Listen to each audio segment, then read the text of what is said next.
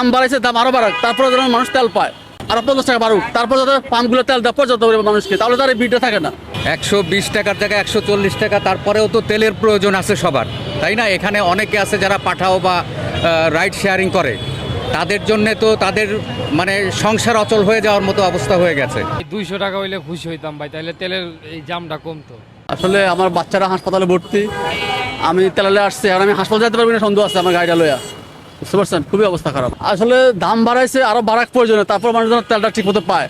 পাম্পগুলো যে মনে করেন যে ঠিক মতো তেল দিচ্ছে না, অনেকগুলো পাম্প বন্ধ করে রাখছে, তারা কেন বন্ধ করে রাখবে বলেন?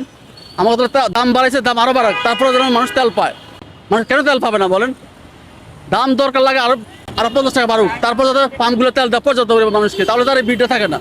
120 টাকার জায়গায় 140 টাকা, তারপরেও তো তেলের প্রয়োজন আছে সবার, তাই না? এখানে অনেকে আছে যারা পাঠাও বা রাইড শেয়ারিং করে, তাদের জন্যে তো তাদের মানে সংসার অচল হয়ে যাওয়ার মতো অবস্থা হয়ে গেছে, তাই না? সেই কারণেই আসলে তেল প্রাপ্তিটা আসলে সবার আগে দরকার।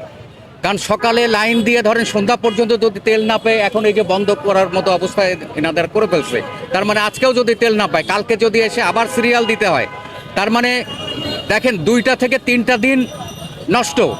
তারপরে যদি 2 দিন চালানোর পরে আবার এসে আবার 3 দিন লাইন দিতে হয়, লাইন দিয়ে তেল পেতে হয়, এটা তো আসলে মানে কতগুলি ফ্যামিলি যে ডিস্ট্রয় হয়ে যাবে এটা চিন্তা করার সুযোগ নাই।